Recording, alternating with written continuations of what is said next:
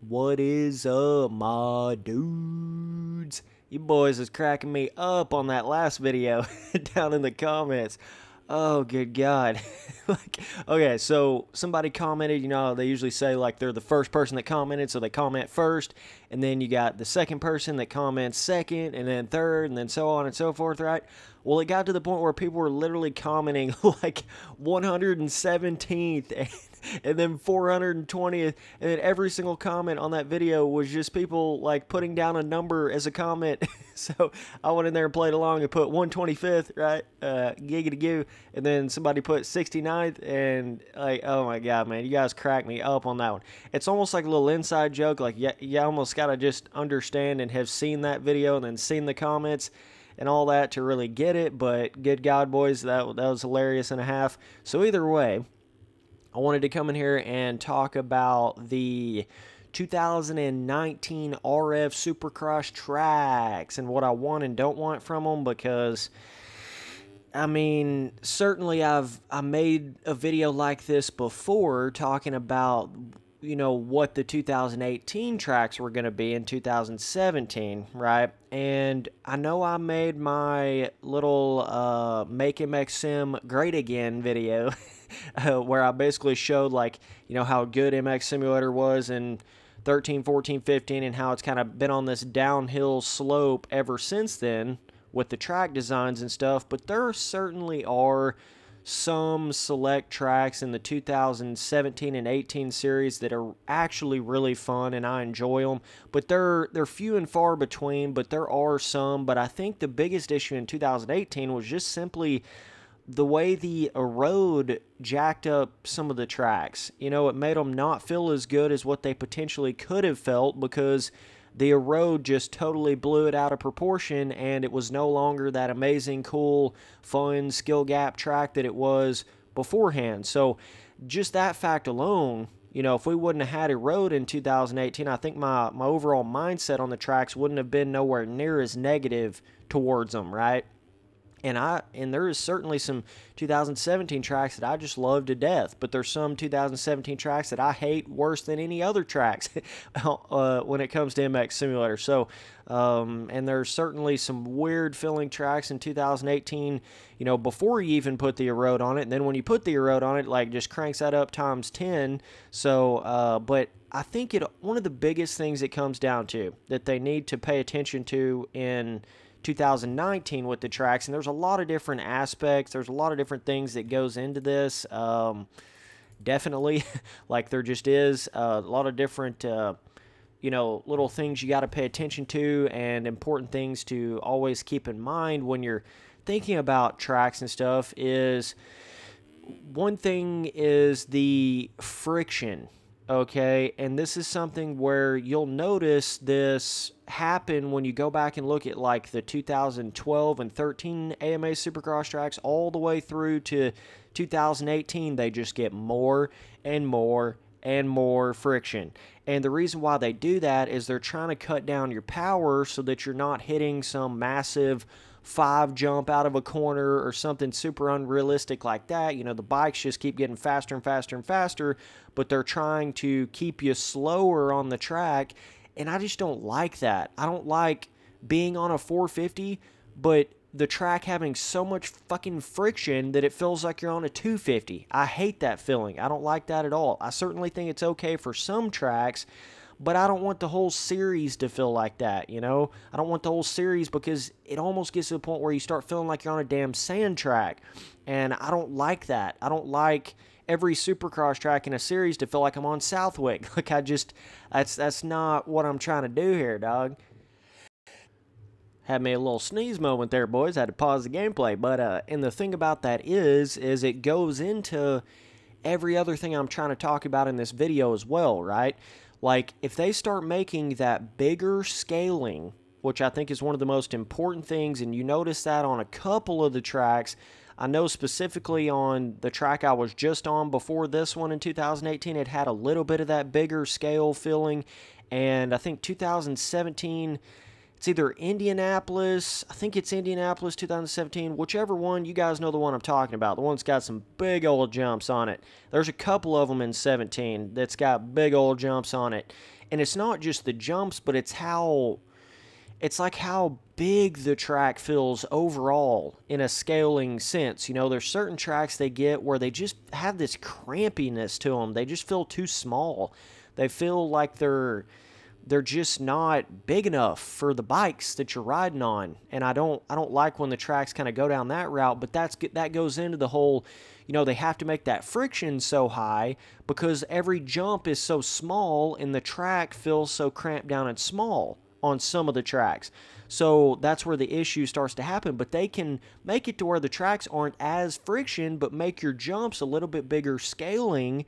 Therefore, you can't jump stuff as easily as you could before because your tracks the jumps and stuff are bigger. But you can free up that friction to where your tracks don't feel like sand tracks, right?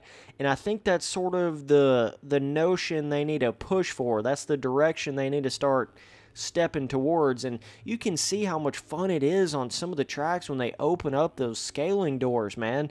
It's just like, they just feel so fun to me. The tracks that have that, the ones that just, you know, the jumps become a little bit bigger, and it's not just how big the jumps are peaked wise, but it's everything about the scaling of it. It's corner scaling, it's wall scaling, it's distance of lane scaling, it's everything about, you know, it's the length of the jump face scaling, so you don't feel like you're hitting a kicker on every jump. That's also another big aspect to it. It can be a bit tricky to explain track scaling to somebody if you don't really play MX Simulator hardcore. But some of you guys that do play this game will know exactly what I'm talking about. You know, when you hop on those tracks and it feels like hitting the smaller line in every rhythm is actually faster than hitting the big line, that's when your scaling is all kinds of jacked up right there. Now, it's okay to have one section here and there on certain select Supercross tracks where the small line is actually faster than the big line. I'm not saying every single track needs to have that huge scaling feeling to it or anything, but I just feel like MX Simulator, that's what makes every year feel more advanced. You know, that's why 2013 tracks feel more advanced than 2012 tracks, and that's why 2014 tracks feel more advanced than 2013 tracks, and that's why 2015 tracks feel more advanced than 2014 tracks. It's because that scaling, man, it's because, you know, things become more skill gap, things just become more advanced over time, but it feels like when they got into 16, it's almost like it went backwards in a way, dude. And then 17, like, yes, there's certainly some big scale tracks, some of them that I really, really enjoy. But with 2018, they kind of had some tracks that had that bigger scaling, but then that Road fucked it up. You know, that Road made it to where even if you did have those bigger lines, it didn't matter anyways, because 5 laps into it, you had Road on 69,000, and you had kickers on every jump, and you couldn't even hit the big lines that were on the track anyways. You know, you just had to slow down to 1 mile an hour, 0.5 gear, and hit a double in or just a standard, you know, triple. You know, it eliminated just about all of your hitting quad style sections, and that is such a big aspect of Supercross to me, especially on MX Simulator, being able to separate yourself jump-wise and stuff like that, and having that fun, fluent flow momentum in the corners, but when you make the road too high and the ruts building too quickly and they get too janky feeling and too spliced together, that weird feeling that they can get on MX Sim, then it totally jacks up all of the way the track feels in that sense. So they need to be very careful with their terrain deformation in 2019. I'm talking like, don't ever put it above 1, ever. I mean, it needs to be like 0.25, you know, 0.5, like somewhere in that range. It should never, ever, ever hit a road 1, ever. And you guys know my opinion. I don't even think they should have it in 2019 at all in its current state, but this is not a, you know, why Road is not ready for MX Simulator video here, but I'm just saying, I'm just trying to explain, you know, I'd rather them not even have it and just have the base levels of tracks, because it's hard enough just to get a track scaling right and a track filling right to begin with, but then you start jacking around with the Road that's not even ready for MX Simulator yet, and then it's hard to make all that work together with the track, you know, and it's just unfortunate because there's a lot of tracks that had a lot of potential in 2018 Supercross AMA tracks for the game, but that Road just sort of eliminated all of the true ability of those tracks actually having that full-blown potential that they, had at the beginning, because the road just, I don't know, it just does something weird with the tracks, man. It doesn't feel like it doesn't feel like it enhances the track. It feels like it more so hinders and suppresses the ability of the track, right? And that's what it felt like to me in 2018 with most of the tracks on it. But yeah, hopefully they can get some of that bigger scale fun feeling on some of the tracks. I think in every way it makes them feel better. I think they need to go back more to the 2014 style whoops, a little bit bigger, a little bit more difficult style whoops. Now, I'm not talking like janky feeling, but that's what they have been kind of feeling like on a lot of the tracks in 2017 and 18. But just that overall bigger scale feel that they had in 14 and more real. I don't know how to explain it, but whoops are supposed to be hard in MX Simulator. They're supposed to be really, really difficult. They're supposed to be very challenging. And for the most part, a lot of the whoops in 2017 and 18, they're smaller. Like, they're smaller but more weird feeling, and that's kind of the only way to explain it. But, yeah, it's certain sections like this quad right up here where you've got to, like, pop a little wheelie right down into that, triple this right here, and then huck up out quad right here. Very, very difficult rhythm section to hit, but it's actually worth it. Like, if you do it, you shave off about damn near a full second on your lap time. Whereas a lot of the Supercross tracks, they get where if you hit that big line, you're losing a second versus hitting that way easier, smaller line, which makes no sense because everyone's just going to hit that smaller line every lap over and over and over, and there's no sort of jumping skill to it anymore. Supercross has a lot of different skills combined into it, right? So if you have some Supercross track where the jumps have no skill gap to them, then you're totally missing a certain element of Supercross, right? And if you have some Supercross track that has no skill gap as far as like the traction base of it and the corner filling of it and that whole kind of side of it, then you're losing a whole nother aspect of it, right? Like if you just have one giant eroded berm in the corner, then you're losing your entire, where you have to actually have throttle control and spin around somewhat more of a smoothed out corner on a Supercross track. See what I'm saying? So then you totally miss out on that aspect of Supercross. So there's just a lot of different elements to it, but like this section right here as well, being able to come around, triple into this, but not over jump this triple, and then hucking this quad right up out of here, and then hitting this triple right here. There's just a balancing act there. You don't want to make there is certain rhythms on some tracks where they're literally like 1 in 100th chance that you're going to be able to hit it, so then it becomes like not even worth it, right? You want to make it hard to hit, but worth it as well. That's really what it comes down to. You want your 450s to be able to really be hitting at least one, preferably two bigger lines on every Supercross track, like consistently every lap.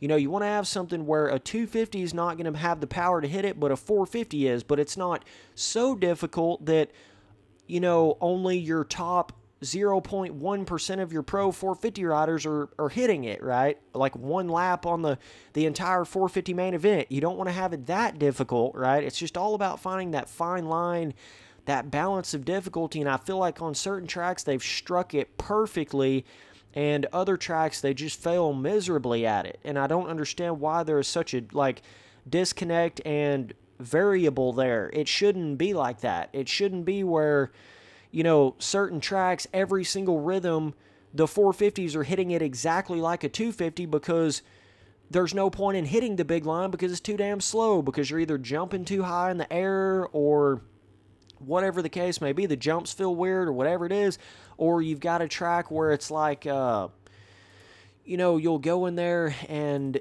it'll be like, I don't know, something weird where there will be way too many like bizarre flat sections, like glass flat, perfectly flat sections on a certain track, and then you completely lose your realism and skill gap in that sense, Now, I certainly think there are a lot of flat sections on real-life Supercross tracks, but they got to be careful because even in real life, a lot of your, like, really, really flat sections are not 100% perfectly flat sections, right? Real life, just from a bike riding on it 2 or 3 laps, it's going to have a little bit of variable of the way the dirt feels. But a lot of times you get that glass flat feeling on certain flat tracking corners on MX Simulator, and then you get this really weird where you come into the corner and then you literally feel like you're flat tracking on a Supercross track, and that can give you a little bit of a weird feeling. So it's okay to have that on some tracks here and there, but just not having a track that's got like 5 or 6 sections like that on one track, that can become very annoying when they're like that. But yeah, it's just about making those finish line jumps big enough. I know sometimes they make them way too small on some of these tracks, and then you're like way over jumping the finish line. I certainly don't like when they start making them like that, and then it's just all in your peakness of jumps. You don't want to have jumps where they're just like, they feel so inconsistent. You don't want to have such an inconsistency feel on tracks, and I think that's really what 2018 had way too much of, was that inconsistency. Especially with having the erode on it, it just like there was no basis of what that bike was going to do. You just couldn't tell what the hell it was going to do, because you'd come around a corner, you couldn't even see the erode until you got right up on it, because it would phase in and pop in 2 seconds before you actually rode over it. And just all the little things, all the little issues that came with the erode system in 2018, it just, man, it was rough. And then the fact that it's like they were pushing so hard to make the erode like higher than it really needed to be, regardless of everybody saying they really didn't want it that high down in the chat of the race night. It didn't matter anyways. They still pushed it way too high in damn near every single fucking round of 2018. Dudes, what the fuck? Like, please, for the love of God, you got to get to some point where you start understanding the community as a whole does not want a road 5 on every Supercross track. We don't want our Supercross tracks to feel like motocross tracks. And if you do want your Supercross track to feel like a motocross track, you're an idiot. You need to go race on motocross, because that's not what Supercross is. You understand what I'm saying? Like, Supercross is meant to have very, very small ruts and corners, and very minute rut system to it. Not like you're hitting massive motocross berms in the corners. And Jesus Christ, that one track where they had those pre-made ruts on it, you remember that one that you absolutely fucking hated to qualify on, because you had all these little micro pre-made ruts that were made for erode, but you had to qualify on it without erode, and then it felt super weird. Yeah, you guys remember that track? All you guys remember that? Well, that track got literally like trenches in the corners. Actually, I think I made a Rut City video on that back when that track actually came out. It was just insane. Like, I do not know where their head was at all in 2018 for Supercross. I don't know what the hell they were thinking. I mean, I've never seen the pro racing feel that unprofessional before, ever in this game. Just by the way some of the tracks had felt after, when you actually got 15, 20 laps into it, 10 races into the series, right? I mean, it was like, good God, man, you guys didn't learn anything from that. So I'm hoping in 2019, that they have learned some of their lessons when it comes to that. I hope they listen to the community. I hope they realize, like, you don't have to try to push this erode system so damn hard to make it to where it's just this super noticeable thing on every single Supercross track. Like, you can have more hard-packed Supercross tracks, man, that literally have, like, 0.1 erode on it. That's okay. You don't have to have an actual berm in every eroded corner. And do not build your tracks around erode. Do not do that. That obviously didn't work for you in 2018. It didn't. Like I'm saying, what they try to do is they go in there and start building their corners around the erode, and then it makes the corners feel god awful for the first 7 or 8 laps of the race, and when you're trying to qualify without the erode, it feels god awful. But, we're trying to build it to make the erode feel better for the last 5 laps of the race. Okay, that makes a lot of sense. You see what I'm saying? How there's just a lot of issues that erode brings up for this game, and I've said it, and I have to say it again because it's just inexcusable. It just makes the racing not feel good to me. There's some people that like your road in this game, and it is what it is. I mean, I think what they like a road for is they feel like it actually gives them a chance to win. Whereas beforehand, you actually had to have true speed in the game. You actually had to be able to consistently hit massive lines on every Supercross track and be super, super precise on things that you were hitting. But when they added the road in there, way too high like it was, you basically just slowed completely down. It totally slowed down the entire pace of the racing. So instead of actually having to be fast, you just had to slow down and not crash, and you would do good. So I feel like some people that weren't actually capable of being really, really fast at MX Simulator before E-Road, they love E-Road because they feel like they can actually do well on it because they're slower, and they don't realize that the reason why they're doing so much better is because the slower you go on E-Road, the faster you actually end up going. You see what I'm saying? So that's why I don't like E-Road, is because I honestly feel like it takes a lower skill gap, a lower skill base to actually do better at E-Road, which is so backwards and confusing and twisted, but I'm telling you, that's the way it is, man. It's like, it just eliminates all of the skill, in my opinion. Some people think it adds skill to it. I really don't think so. Now, if you had an actual proper terrain deformation system where you could still hit a lot of the bigger lines and still sweep around some of the corners like you do normally, but still have some corners that build a little bit of rut and roughness on it, that'd be okay. You know, and that would probably, like I'm saying, it would enhance the tracks more so than take away from the tracks, and that was the biggest issue in 2018. So either way, that's just my opinion on it. I hope they get more to that bigger scale feeling. I mean, I say it all the time, and I know a lot of people agree with me on that because I hear it in other videos and stuff. People love that bigger scale, and a lot of times they come out with a pretty decent Anaheim 1 track. Like, they'll have that damn near bigger scale feeling to it, but they get twisted somewhere midways in the season, and the tracks start getting narrow, and then they'll make a track where it won't have any big lines on it at all, right? So you can't separate yourself jump-wise at all, or it'll have some super weird-ass corners to it that are, like, smooth out to Texas and feel like they're just... they just don't feel real at all because they're made way too hardcore for the road in the game, and just certain little things like that. So hopefully they can get all that figured out for 2019, man. I'm hoping and praying they can do it because I think there's a lot of people getting back into the game. You know, with the whole RF is coming back thing, I think there's a lot of people kind of, you know, getting hyped up, getting excited for it, and it's certainly a cool thing to see everybody's excitement for it. But I think the tracks are going to have to, they're going to have to live up to that, or your people are going to just quit racing on it.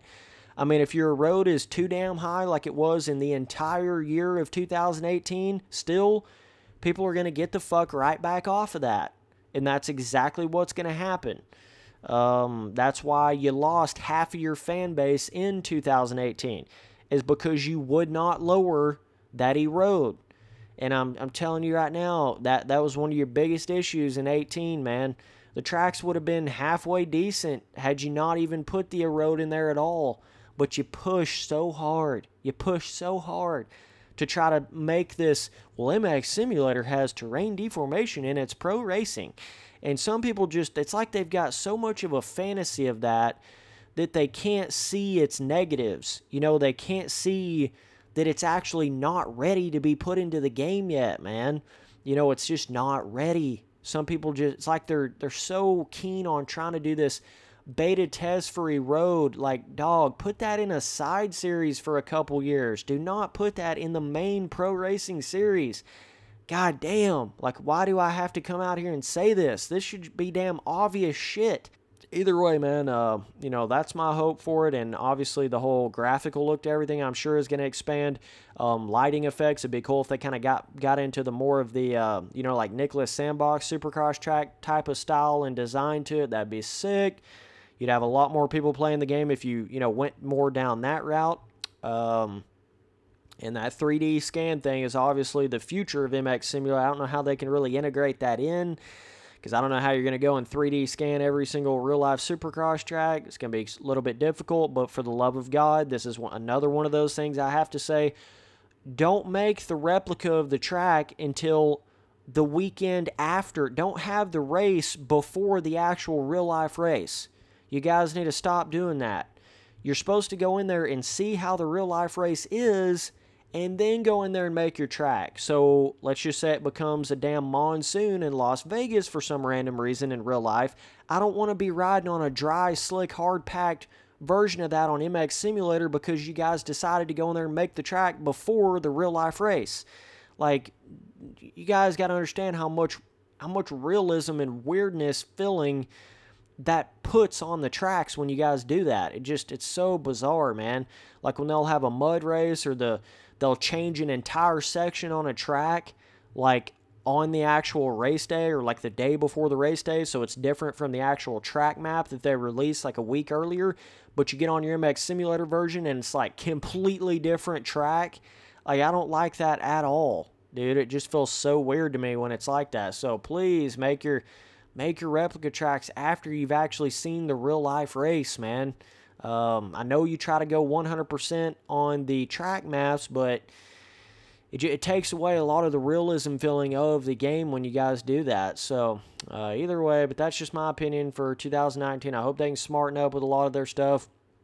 I hope they can get some of those old school track makers in there, like some of the dudes that were working on the tracks in 14 and 13. And I think JLV was in it on 13, but it'd be cool to see JLV help out a little bit on the track making because he certainly has a lot of expertise on that. But, like, you know, it'd be cool to see something that, like, kind of like if you mix like 14 and 17 tracks together or something like that. I think that'd be interesting, you know, if you could have some sort of balance like that, like have that big scaling, huge scaling of some of your 17 tracks that had the really big rhythm, big jump style, but then have like whoops of the 14 tracks and make them really skill gap, make them feel like that next year of advancement of track, you know, and not feel like you're going backwards of tracks. But that's just my own opinion. So either way, appreciate you guys watching all the videos. Later, dudes.